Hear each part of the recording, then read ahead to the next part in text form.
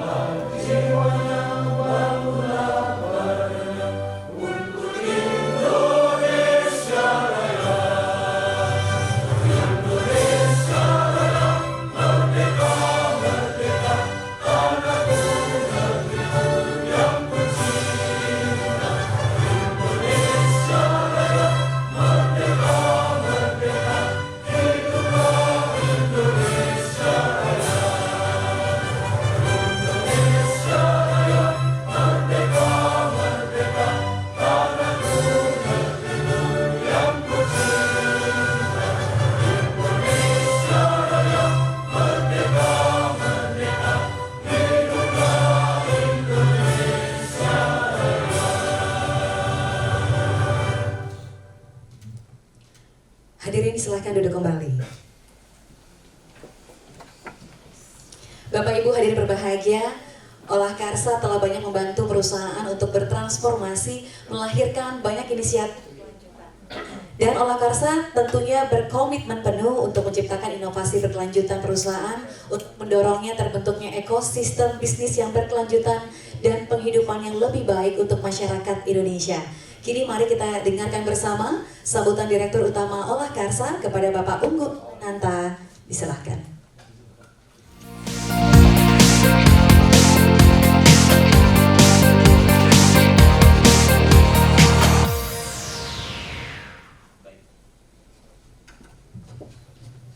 Assalamualaikum warahmatullahi wabarakatuh. Waalaikumsalam warahmatullahi wabarakatuh. Selamat pagi dan salam sejahtera untuk kita semua. Pertama-tama yang kami hormati Bapak Yudi Sumantri, Direktur Operasional dan Pemasaran dari Pertamina Training and Consulting. Terima kasih Bapak atas kesediaannya bisa membuka kegiatan Ready for Proper pada pagi hari ini dan support penuh. Boleh tepuk tangan Bapak Ibu semua. Yang saya hormati Bapak Ibu narasumber yang sudah hadir pada pagi hari ini, Bu Cutvina dari Bio Farma, kemudian juga tadi Pak Iman ya, sedang dalam perjalanan, kemudian Pak Prayudi, terima kasih Pak sudah hadir, kemudian Bu Tri Dewi, informasinya juga sudah hadir pada kesempatan pagi hari ini. Bapak Ibu yang saya hormati, Ready for Proper ini merupakan salah satu inisiatif yang dilakukan Olah Karsa. Pada hal ini kita bekerja sama dengan Pertamina Training and Consulting dan dalam beberapa waktu sebelumnya kami sudah melakukan secara konsisten ya beberapa forum diskusi secara online yang alhamdulillah juga cukup antusias dihadiri oleh berbagai macam Bapak Ibu dari sektor perusahaannya juga cukup beragam Bu. Jadi best practice yang kemudian disampaikan baik hari ini yang disampaikan dari sisi sesi offline maupun sesi online yang sudah berlangsung sebelumnya mudah-mudahan bisa memperkaya nantinya penerapan sustainability di perusahaan Bapak Ibu semuanya. Tema kali ini cukup menarik bagaimana kemudian sustainability ini menjadi satu isu yang sangat strategis Bapak Ibu hari ini. Seperti yang sudah kita ketahui, kalau menurut Navigator Research itu melakukan sebuah penelitian ya, hasilnya 91% perusahaan di 14 negara itu sudah menyatakan bahwa sustainability ini menjadi satu aspek kunci strategi bisnis ke depannya. Namun fakta datanya ternyata dari 91% yang setuju ini 27% itu yang betul-betul mengintegrasikan sustainability dalam supply chain mereka. Jadi yang betul-betul mengintegrasikan praktek sustainability ke dalam rantai pasok bisnisnya itu hanya 27%. Nah, kalau kita bedah lebih dalam lagi, apa sih alasan-alasannya? Pertama, mulai ada tuntutan konsumen, mitra bisnisnya gitu ya, terkait dengan bagaimana standar sustainability ini diterapkan. Kemudian yang kedua, terkait dengan karyawan. Banyak riset yang menyebutkan bahwa perusahaan yang memiliki inisiatif secara serius dalam sustainability ini ada dampak terhadap attractiveness dari karyawan, loyalitas karyawan dan seterusnya. Dan yang ketiga yang kita diskusikan hari ini terkait dengan mandatori atau regulasi. Jadi kalau kita bicara benefit daripada pelaksanaan sustainability secara optimal itu level paling bawahnya kita bicara terkait dengan value protection, naik satu level lagi menuju value creation dan satu level lagi menuju increasing value atau peningkatan value. Mudah-mudahan nanti dalam semua forum, baik itu yang berbicara terkait dengan aspek lingkungan, sosial, dan juga aspek-aspek yang berkaitan dengan proper itu bisa memandu Bapak Ibu semua dalam menginisiasi program keberlanjutan. Tak lupa juga kami sampaikan terima kasih banyak pada seluruh narasumber yang berkenan hadir pada kesempatan hari ini dan juga sponsor dari Airnav dan seluruh peserta yang sudah dengan semangat hadir pada kesempatan pagi ini. Saya tidak perlu berpanjang lebar, nanti mungkin Pak Yudi sebagai tuan rumah akan menyampaikan 1-2 patah kata dari Pertamina Training and Consulting dan nanti kita langsung lanjutkan saja ke narasumber-narasumber yang hebat dengan berbagai macam insight yang sudah disiapkan oleh seluruh narasumber. Itu saja mungkin yang bisa saya sampaikan. Terima kasih banyak, mudah-mudahan bermanfaat pada forum kali ini. Wabillahi taufiq wal hidayah. Assalamualaikum warahmatullahi wabarakatuh. Kami sampaikan terima kasih kepada Bapak Unggul Yoga Ananta selaku Direktur Utama Olah Karsa. Bapak Ibu hadirin yang kami banggakan, tentunya Pertamina Training Consulting senantiasa memberikan langkah konkret pada keberlanjutan serta mengimplementasikan operasional bisnis yang tentunya bernilai. Acara hari ini merupakan salah satu bentuk dukungan Pertamina Training Consulting terhadap perusahaan-perusahaan yang ingin menjadi agen perubahan, melakukan praktik baik untuk mewujudkan bisnis yang berkelanjutan. Kini mari kita dengarkan bersama sambutan yang akan disampaikan langsung oleh Direktur Operasi dan Pemasaran PT Pertamina Training Consulting kepada Bapak Yudi Somandri. Kami silakan.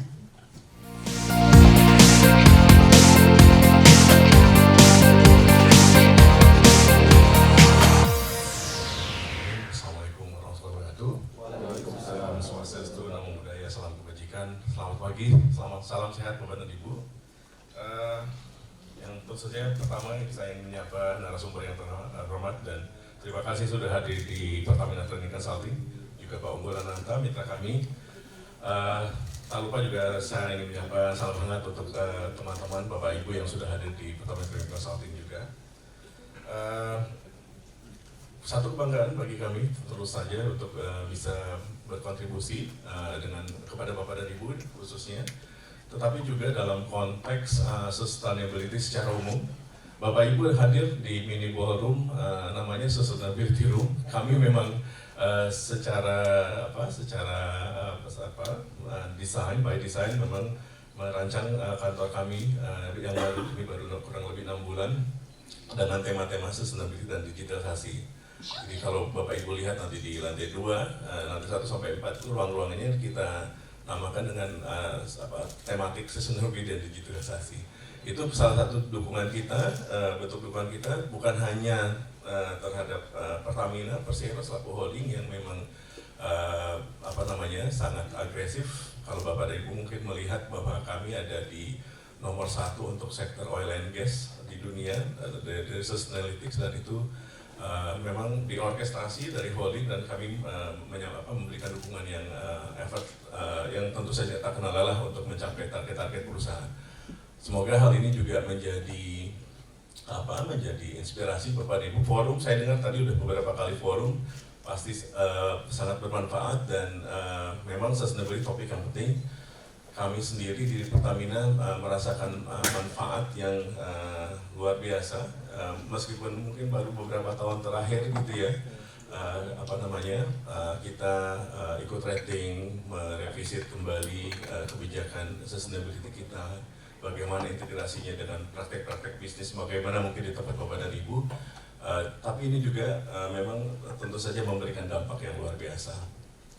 Kemudian yang kedua mungkin saya harap forum-forum ini juga akan memberikan insight bagi kita semua, insight yang tentu saja sangat berharga dari narasumber yang nanti hadir, dan juga melalui insight itu kita bisa juga menciptakan inovasi, kreasi-kreasi baru dalam pencapaian proper 2024 sebagaimana tema conference kita hari ini dan beberapa waktu ke belakang. Karena memang inovasi dan ini penting karena memang dinamika khususnya sustainability dalam konteks yang lebih kecil mungkin proper gitu ya, itu kita sama-sama tahu sangat dinamis, sangat berkembang, dan tuntutan rating agency gitu ya, kalau dalam konteks kami itu sangat detail, sangat konteks dan selalu berubah gitu ya. Itu mungkin juga yang bisa dapat insight-nya untuk Bapak dan Ibu pagi ini. Sekali lagi selamat datang di Pertamina Training Consulting. May you have fruitful and meaningful discussion pagi ini. Dan mohon maaf nanti apabila dalam fasilitasi kami ada yang kurang dan lain-lain, bisa menghubungi teman-teman PIC yang hadir di sini. Selamat melakukan konferensi. Terima kasih sekali lagi. Wassalamualaikum warahmatullahi wabarakatuh. Terima kasih Pak Yudi Somandri. Mohon tetap di depan Pak, karena akan ada penyerahan. Ini satu tanda terima kasih dari Olah Karsa kepada Pertamina Training Consulting atas dukungan penuh Ready for Proper 2024. Silakan Mas Unggul Ananta bisa ke depan. Bapak Unggul Ananta. Hadirin, mari kita berikan tepuk tangan yang meriah atas tenggaranya Ready for Proper 2024, leading to extraordinary turnarounds company in sustainability. Terima kasih atas dukungannya Pak untuk satu inisiasi yang digagas oleh Olah Karsa. Terima kasih kembali untuk Mas Unggul Ananta dan juga Bapak Yudi Somantri. Baik Bapak Ibu, mari kita akan mulai untuk acara hari ini dengan mendengarkan pemaparan dari para narasumber yang telah hadir pada kesempatan hari ini untuk memoderasi perbincangan kita dengan penuh insight. Inilah dia moderator kita, Bapak Dias Alvin Firdausa selaku Head of Olah Karsa Research Center. Beliau Sarjana Terapan Pekerjaan Sosial Politeknik Kesejahteraan Sosial Bandung dan juga tengah melaksanakan studi di Master of Science Pajajaran University Bandung. Tepuk tangan dong untuk Bapak Dias Alvin Firdausa, kami silakan.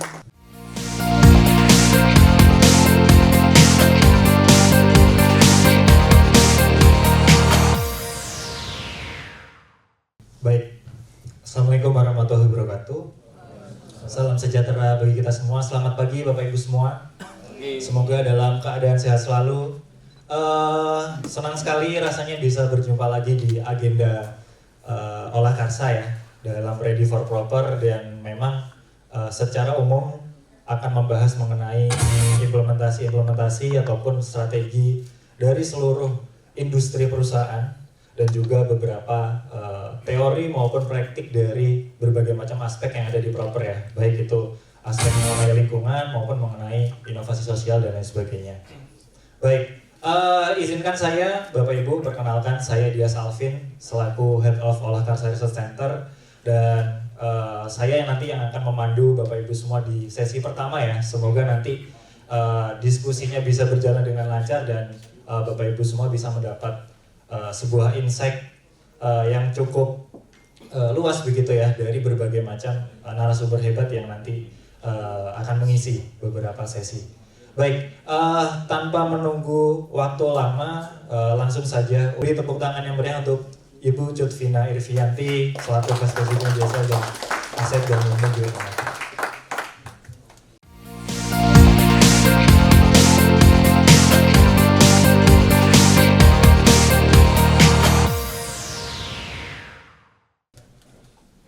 Ibu Vina mohon izin 15 menit.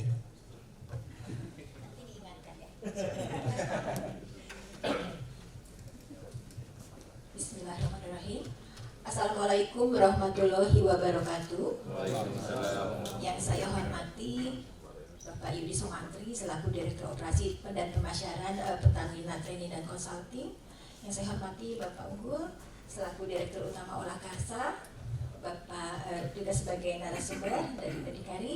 Maaf ya, betul ya? Salah, solusi. Mohon maaf. Bapak Ibu sekalian yang sudah hadir pada pagi hari ini di Pertamina Training Consulting, alhamdulillah mudah-mudahan kita diberikan kesehatan selalu dan juga diberikan keberkahan pada acara hari ini. Terima kasih banyak atas kesempatan yang diberikan kepada saya mewakili dari PT Bio Farma. Jadi mudah-mudahan apa yang dapat disampaikan pada pagi hari ini Bapak Ibu sekalian mendapatkan hal-hal yang baru, walaupun kalau misalnya saya yakin Bapak dan Ibu juga sudah semuanya sudah expert, tetapi ini adalah sebagai refreshment ataupun sebagai informasi apa yang sudah kami lakukan di Bio Farma kaitannya terhadap Ready for Proper kalian 2024. Tetapi apa yang nanti saya sampaikan di pagi hari ini adalah sesuatu hal yang sudah kami jalankan tentunya ya. Next, jadi pada hari pagi ini saya akan menyampaikan terkait optimalisasi life cycle assessment dan keanekaragaman hayati untuk meningkatkan keberlanjutan dan nilai bisnis baik bagi perusahaan maupun kaitannya dengan nanti apa yang direncanakan terkait program PJSL di PT Bio Farma.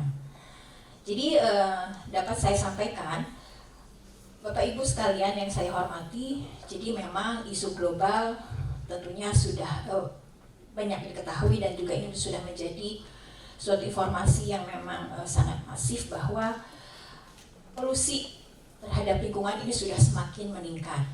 Lalu juga adanya perubahan iklim, lalu adanya kehilangan keanekaragaman hayati, pertumbuhan populasi yang cukup signifikan dan juga adanya kerusakan dari ekosistem. Nah, bagaimana Bio Farma sebagai perusahaan yang bergerak di bidang kesehatan memandang tantangan global ini dan juga bagaimana kita bisa mengantisipasi dan bisa berkontribusi terhadap keberlanjutan baik bisnis perusahaan itu sendiri, juga bagaimana kita bisa mengintegrasikan semua hal program-program yang kita siapkan ini baik terhadap lingkungan, bagaimana kita menjaga lingkungan, bagaimana kita melestarikan lingkungan dari apa yang memang kita sudah kontribusikan dari aktivitas operasional yang telah dilakukan oleh perusahaan.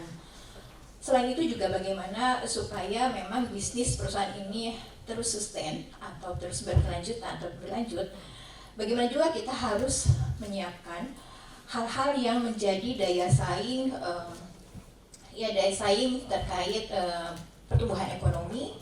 Artinya bagaimana profit perusahaan ini juga harus kita jaga sehingga dijamin yang memang tadi itu bisnis yang sustainable.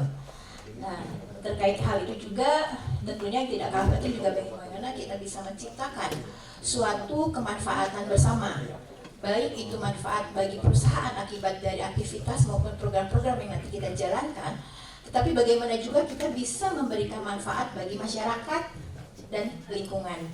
Jadi ini suatu hal yang suatu cycle yang memang tidak bisa lepas satu sama lain, tetapi ini saling berkaitan sehingga ini akan tentunya kami yakin bisnis perusahaan akan sustain apabila kita merangkai tiga hal tersebut dengan saling berkaitan.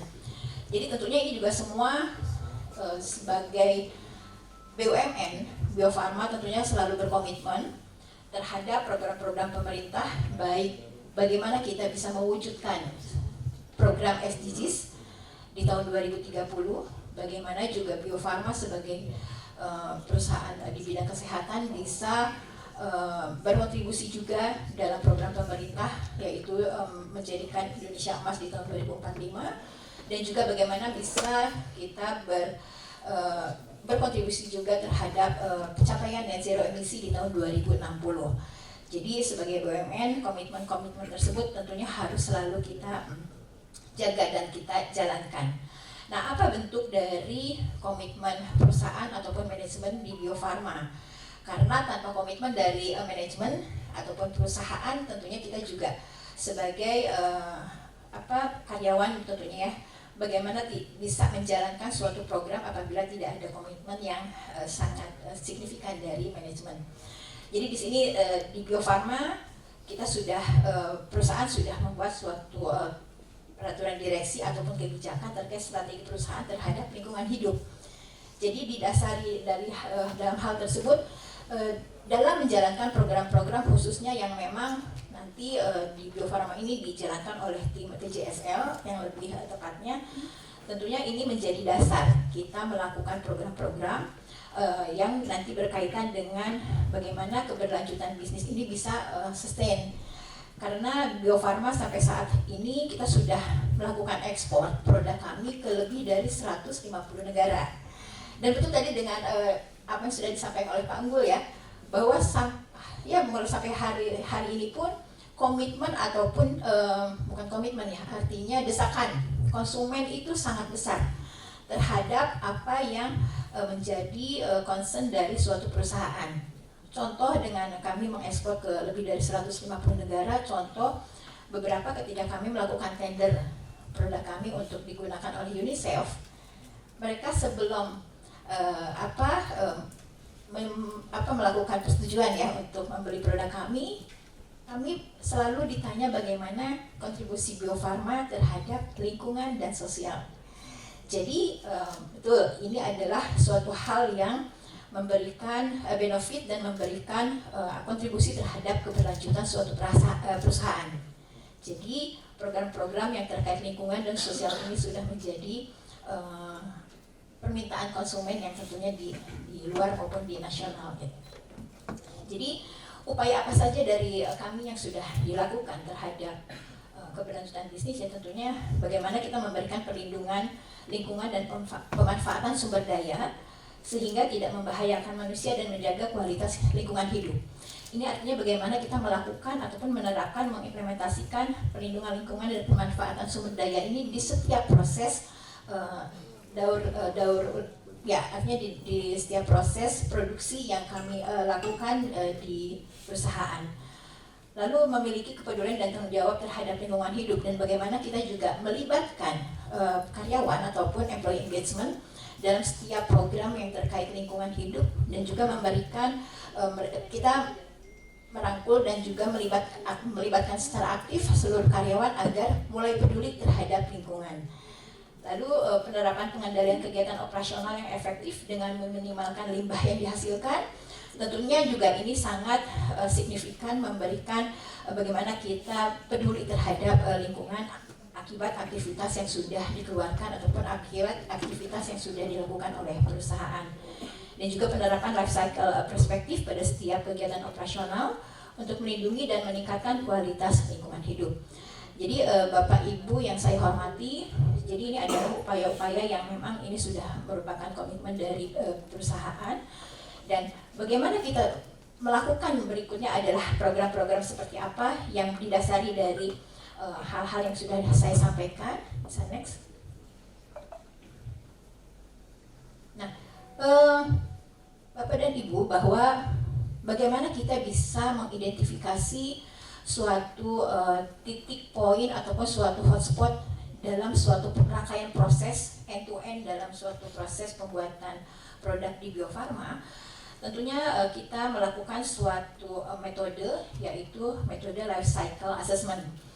Jadi life cycle assessment ini adalah kita lakukan untuk setiap produk. Jadi memang kenapa kita melakukan life cycle assessment? Ini adalah untuk mengetahui di titik-titik poin mana saja yang ini memberikan suatu ketidakefisienan terhadap ataupun terhadap penggunaan sumber daya gitu ya, ataupun ada hal-hal yang titik-titik mana yang memang kita harus bisa lakukan inovasi, dan titik-titik mana yang bisa kita lakukan perbaikan, dan itu terus secara terus-menerus. Dan metode life cycle assessment ini tentunya berdasarkan tadi yang kebijakan perusahaan sudah kita buat, juga bagaimana kita melakukan metode penilaian daur hidup. Jadi di Bio Farma pun supaya memang setiap produk ini kita secara 100% dilakukan LCA untuk mengetahui titik-titik ataupun poin-poin yang memang untuk didasari sebagai inovasi program keberlanjutan. Di sini juga bagaimana kita menyusun suatu rencana strategis dan rencana kerja penilaian daur hidup dan mengimplementasikan upaya peningkatan kinerja lingkungan dan sosial perusahaan bersama unit kerja terkait dan stakeholder lainnya.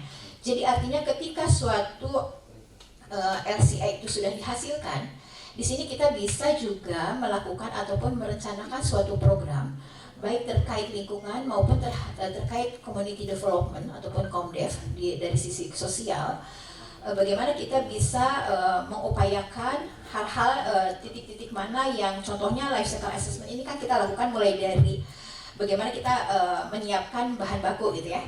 Bahan baku ini kita beli dari supplier mana. Jadi memang LCA ini kita siapkan mulai dari pengangkutan suppliernya siapa, lalu kita gunakan bahan bakunya itu seperti apa, lalu di poin-poin siklus ataupun proses dari produksi itu sendiri. Di situ ada ada tahapan-tahapan produksi.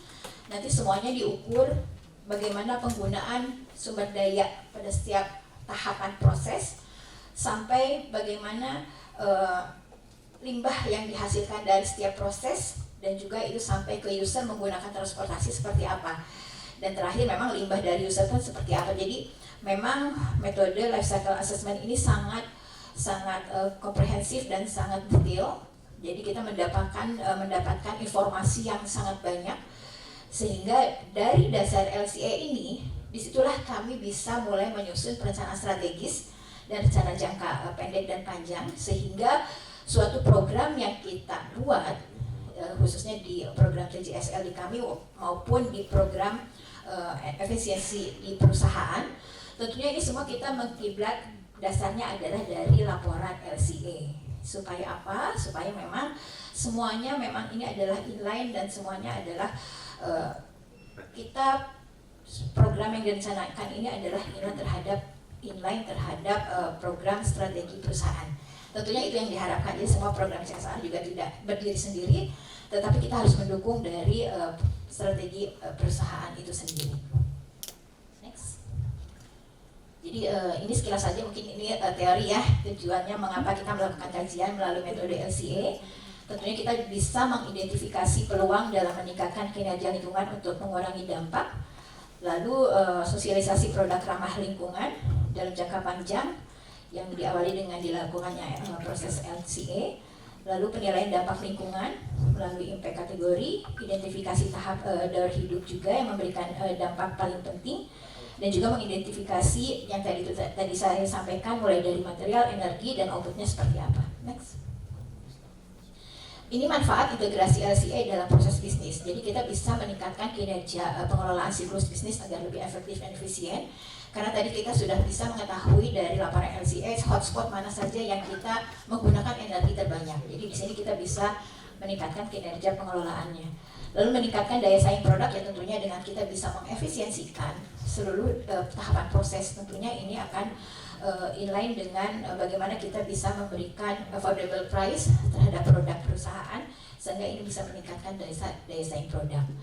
Lalu juga kita bisa meningkatkan efektivitas rantai pasok, meningkatkan kinerja pengelolaan lingkungan dan sosial, dan juga terhadap pemberdayaan masyarakat yang berhubungan dengan proses bisnis perusahaan dari apa yang sudah dihasilkan dari LCA itu sendiri. Next. Nah ini contoh saja apa yang sudah kami lakukan. Jadi hasil integrasi LCA dengan nilai absolut program proper. Di sini yang sudah kami dapatkan adalah hasil absolut efisiensi energi sebesar 86%, adanya penurunan emisi sebesar 50%, lalu pengurangan dan pemanfaatan limbah B3 80,2%, adanya pengurangan dan pemanfaatan limbah non B3 sebesar 83%, dan juga efisiensi air sebesar 53%. Jadi ini hal-hal yang sudah kita lakukan untuk setiap produk dilakukan LCA. Jadi ini adalah dampak yang memang sudah memberikan benefit terhadap perusahaan. Next. Nah, ini adalah tindak lanjut hasil LCA. Ini dapat saya sampaikan salah satu produk di Bio Farma. Kemarin kami melakukan life cycle assessment terhadap produk serum Biosafe. Jadi dari hasil life cycle assessment terhadap produk serum ini ada beberapa rekomendasi yang ini bisa menjadikan acuan inovasi kami ke depannya. Jadi contoh di sini mengoptimalkan penggunaan bahan pendukung ataupun material, mencari material alternatif lain yang lebih ramah lingkungan. Lalu yang kedua juga kita bisa meningkatkan efisiensi penggunaan energi listrik dengan pada suatu proses pemurnian di sini ya. Jadi kita pada saat LCA ini kita mendapatkan hotspot. Hotspot ini adalah suatu tahapan proses yang benar-benar signifikan menggunakan banyak energi. Di sini pada saat pembuatan produk serum adalah pada hotspotnya pada proses pemurnian. Sehingga di sini kita melakukan inovasi-inovasi untuk bisa mengefisiensikan energi. Salah satunya adalah dengan penggantian suatu sistem kontrol kompresor pada chiller, dan ini mengkonsumsi penurunan. Ya, ini memberikan penurunan konsumsi energi sebesar 9.335 kWh per tahun. Jadi ini inovasi yang dilakukan hasil dari identifikasi yang dilakukan melalui LCA. Next. Berikutnya adalah dari sebagai rekomendasi juga bagaimana kita bisa meningkatkan efisiensi ataupun recycle penggunaan air. Jadi dalam suatu proses pemurnian pun kita sebelumnya adalah menggunakan begitu banyak air, tetapi dengan sudah teridentifikasi melalui LCA kita melakukan inovasi mengganti dengan melalui proses thermal sanitary, sehingga di sini juga didapatkan penurunan konsumsi air sebesar 18.922 liter per tahun. Dan juga bagaimana kita bisa melakukan inovasi pemanfaatan limbah styrofoam menjadi crafting. Di sini terdapat penurunan untuk limbah non B3 sebesar 34 kg per tahun. Jadi ini contoh-contoh bahwa LCA ini memberikan dampak yang sangat baik dan juga bisa memberikan suatu keputusan bagi manajemen apa yang harus kita lakukan ke depannya agar bisnis ini bisa sustain. Next. Nah, berikutnya saya masuk ke keanekaragaman hayati. Jadi dari hasil yang tadi sudah disampaikan, bagaimana kita menggunakan, bagaimana kita bisa memanfaatkan sumber daya yang ada, energi yang ada, bagaimana kita memberikan kompensasi. Artinya kita secara internal, secara perusahaan kita melakukan efisiensi. Tetapi tidak menutup kemungkinan itu energi akan digunakan, sehingga kita memberikan kompensasi baik di internal maupun di eksternal. Kita melakukan perlindungan terhadap keanekaragaman hayati. Next. Jadi di sini Bio Farma sebagai perusahaan life science tentunya berkomitmen dalam pelestarian keanekaragaman hayati sebagai bentuk keseriusan pada isu lingkungan yang berkaitan erat dengan kehidupan manusia di masa mendatang. Tentunya tidak lepas ya kalau lingkungan itu berkaitan dengan biotik atau makhluk hidup maupun juga dengan abiotik. Jadi memang ini kita harus menjadi sangat konsen terhadap biodiversity loss yang menjadi isu saat ini. Next. Ini juga yang tadi saya sampaikan, bagaimana saat ini sudah terjadi perubahan iklim, perusakan habitat, pencemaran, eksploitasi yang berlebihan, spesies yang invasif dan perbuluan liar. Jadi ini hal-hal yang sudah terjadi saat ini, walaupun memang kalau kami dari sisi dari Bio Farma perusahaan memang tidak secara langsung memberikan eksploitasi terhadap bumi ya, karena kami kan perusahaan farmasi, tentunya proses-proses kami itu sangat, bahkan bisa dibilang tidak mengeksploitasi, tetapi ada hal-hal yang terkait pencemaran, perubahan iklim dan lain sebagainya, mungkin di situ kami bisa berperan aktif. Next. Ini best practice terhadap program Kehati. Kami memiliki 3 wilayah yang secara intens kami lakukan untuk secara berkelanjutan dan terus menerus. Itu ada di Taman Guru Masjid Karemi di daerah Cicalengka, ada di Mayangan Kabupaten Subang, dan di Patuha Kabupaten Subang. Jadi saat ini wilayah kami adalah 3 di Jawa Barat. Next. Jadi apa yang dilakukan di Taman Guru Masjid Karemi, kami melakukan 3 program yang ini terus menerus kita maintain dan secara berkesinambungan, yaitu melalui adopsi pohon. Artinya kita menanam pohon, tetapi tidak menanam pohon dan lalu kita tinggal. Jadi di sini adopsi pohon artinya apa dengan menanam pohon bedanya? Kalau adopsi pohon adalah ketika kita menanam, kita pastikan bahwa pohon itu akan tumbuh. Jadi kita pastikan selama sekian tahun pohon itu tumbuh dan kita bisa ukur seberapa jauh sih penyerapan karbonnya. Sehingga ini bisa memberikan dampak yang positif bagi lingkungan dan masyarakat sekitar. Itu kita terus-menerus kita lakukan adopsi pohon. Lalu adopsi hutan. Adopsi hutan juga itu sama. Kita menjaga pohon-pohon yang ada di hutan supaya ini tidak rusak, tidak dieksploitasi oleh manusia atau ditebang dan lain sebagainya, sehingga itu akan mengurangi jumlah penyerapan karbon. Jadi kita melakukan juga program adopsi hutan. Dan terakhir adalah ada inventarisasi macan tutul Jawa. Ini adalah sebagai bentuk kontribusi kami di terkait fauna, ataupun ini macan tutul ini adalah kan hewan endemi di Jawa Barat. Jadi ini juga kami adalah sebagai pionir juga ini melakukan penelitian macan tutul di Masjid Karemi ini sebagai karena ini sudah hewan endemi, kita jaga ini sudah populasinya sudah seperti apa, lalu kenapa dia kita jaga supaya tidak berinteraksi dengan masyarakat. Nah, itu kita lakukan penelitian juga, dan juga selalu kita melihat flora dan fauna yang berada di Karemi. Next. Ini adalah sedikit saja terkait pengukuran bagaimana indeks keragaman yang sudah kita lakukan akibat program yang dilakukan. Jadi tahun ke tahun ini terlihat adanya peningkatan dari indeks keragaman. Lalu juga di sini serapan karbonnya terhadap program wali hutan dan wali pohon juga di sini kita melihat setiap tahunnya ada peningkatan jumlah pohon ataupun vegetasi. Next. Nah ini di Mayangan atau Kabupaten Subang, di sini kita melakukan adopsi mangrove. Itu sama juga, kita memastikan ketika sudah nanam mangrove itu dipastikan itu tumbuh. Ketika ada yang mati kita sulam, gitu ya. Jadi kita ganti yang matinya dengan ya pohon yang baru, sehingga kita pastikan ini tumbuh dan dipastikan bisa menghasilkan indeks Kehati ataupun hasil-hasil penyerapan karbon dan lain sebagainya yang signifikan. Lalu di sini juga kita melakukan capacity building kelompok wanita pesisir di situ, dan juga saat ini kita sudah mulai masuk ke desalinasi. Karena ini adalah wilayah pesisir yang airnya sangat payau, jadi masyarakat juga mengkonsumsi air yang tidak baik. Nah, kita melakukan program desalinasi dan alhamdulillah sudah berhasil. Mudah-mudahan ini ke depan kita bisa melanjutkan terus, sehingga di situ bisa meningkatkan satu kesehatan masyarakat yang ada di daerah pesisir Mayangan. Kedua juga bisa meningkatkan pendapatan ataupun taraf hidup ekonomi masyarakat yang ada di sekitar situ. Next.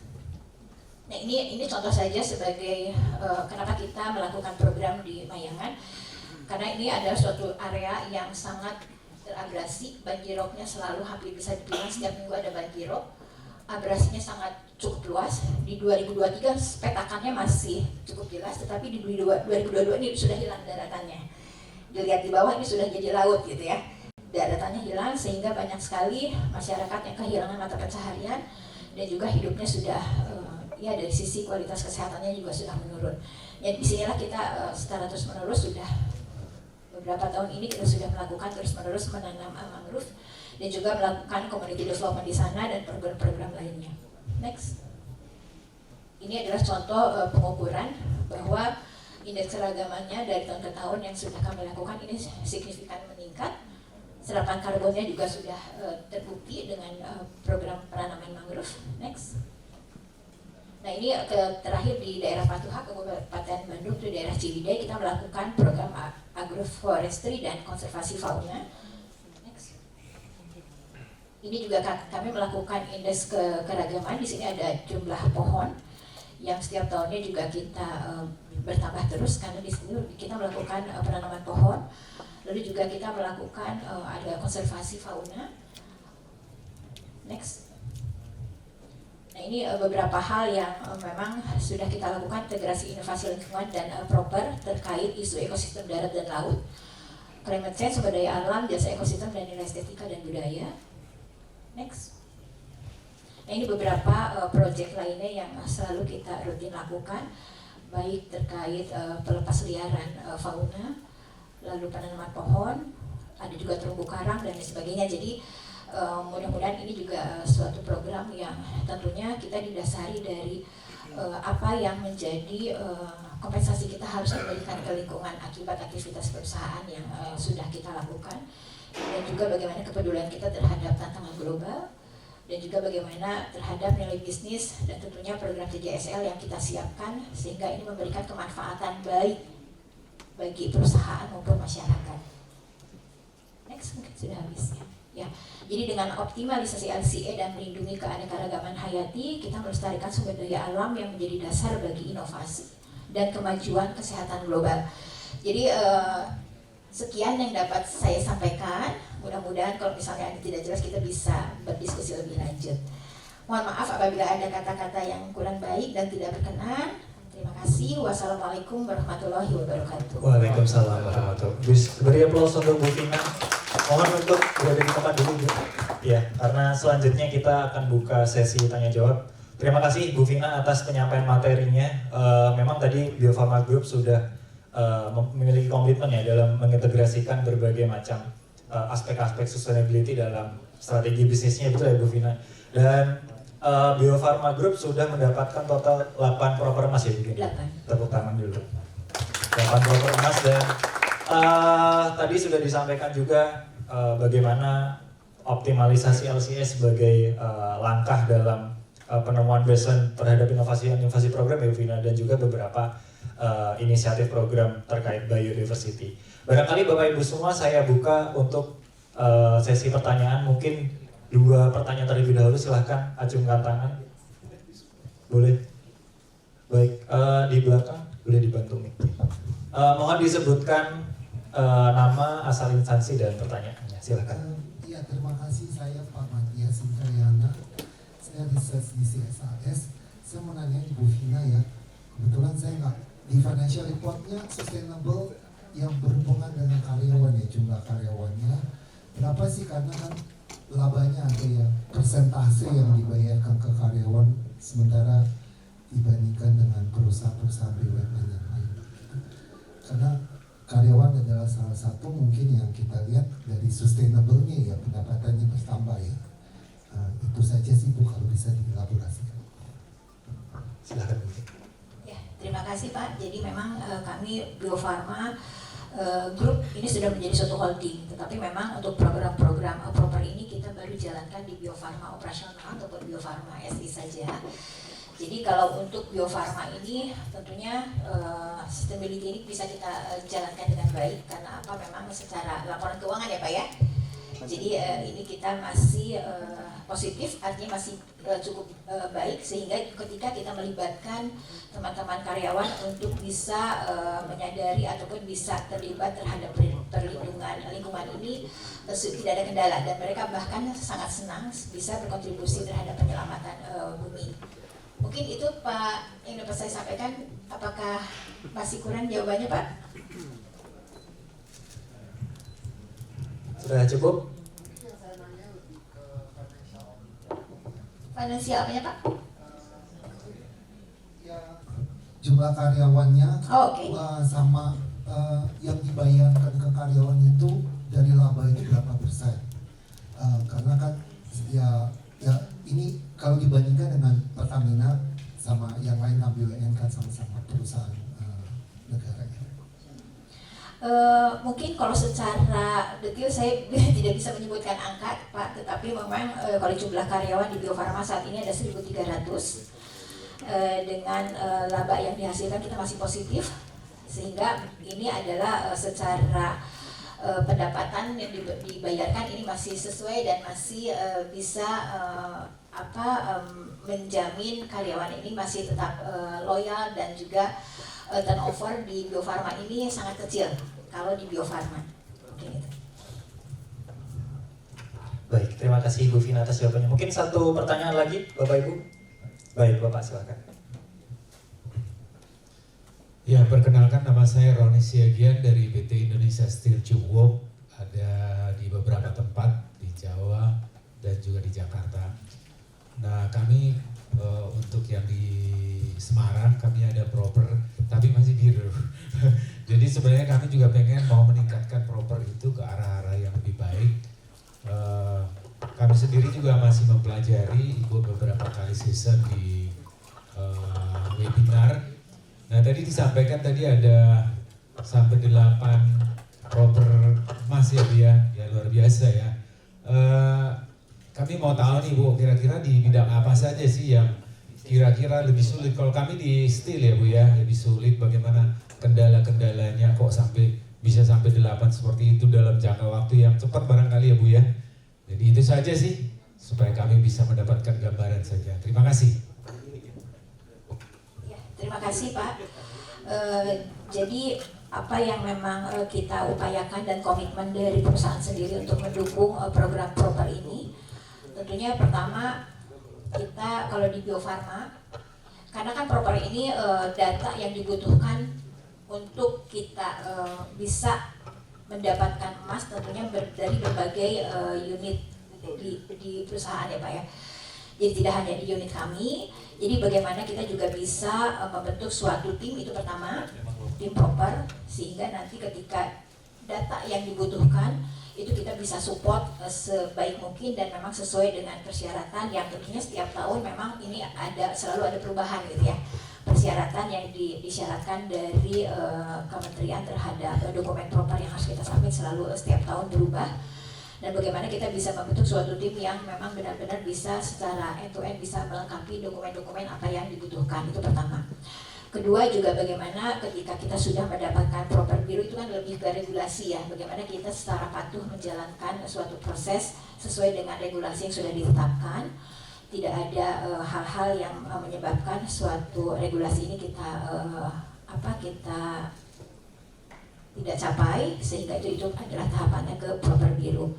Lalu ketika masuk ke proper hijau, bagaimana kita juga bisa memberikan suatu evidence bahwa data-data yang kita sudah miliki, baik pertama terkait LCA tadi, lalu bagaimana juga data-data yang kita sudah lakukan terhadap efisiensi energi, efisiensi emisi, efisiensi udara dan sebagainya, air dan sebagainya, manfaatannya. Lalu juga bagaimana kita melakukan program keanekaragaman hayati, dan di situ semua kita lengkapi, dan semua program-program yang sudah disiapkan baik rencana jangka panjang maupun rencana jangka pendek itu kita susun berdasarkan dasar dari pengukuran LCA untuk setiap produk.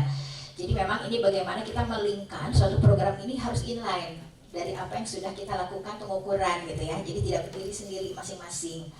Jadi dasarnya adalah LCA. Lalu dari LCA ini tadi kan sudah disampaikan. Nah, lalu kita bikin program. Nah, program ini juga secara persyaratan ada ya, bagaimana kita melakukan inovasi, bagaimana kita mendapatkan suatu atau pembuatan jurnal, lalu pembuatan kebijakan-kebijakan, dan bagaimana keterlibatan juga masyarakat dan karyawan itu sendiri. Nah, itu yang kita siapkan semuanya. Nah, ketika itu memang sudah bisa memenuhi seluruh persyaratannya, baru kita masuk ke terkait ke Komdev untuk propermasnya. Bagaimana juga kita melakukan Komdev ini adalah suatu program yang bisa memberikan benefit juga, tidak hanya untuk masyarakat tetapi juga untuk perusahaan. Nah, tentunya Komdev ini juga kita linkkan kembali dengan LCA. Jadi apa yang sudah dihasilkan dengan LCA, Komdev apa yang harus kita rencanakan. Sehingga ini adalah suatu program integrasi dari end to end, baik itu dari mulai identifikasi melalui metode LCA dan juga sampai akhirnya kita melakukan suatu program. Nah, itu hal-hal tersebut yang kita disiapkan Pak, sehingga kita bisa memenuhi apa yang menjadi persyaratan di program. Mudah-mudahan kita bisa menjawab Pak. Terima kasih Bu Vina jawabannya. Semoga menjawab Pak Roni ya. Baik, mungkin untuk sesi Bu Vina saya tutup. Terima kasih banyak Ibu Vina. Sekali lagi give applause untuk Bu Vina. Mohon bersedia untuk di tempat, saya kembalikan ke MC. Baik, selanjutnya akan kita berikan bersama cindera mata dari Olah Karsa untuk Ibu narasumber kita, Ibu Judvina Irvianti selaku Vice President TJSL, Aset dan juga Umum Bio Farma Group. Kami silakan Bapak Unggu.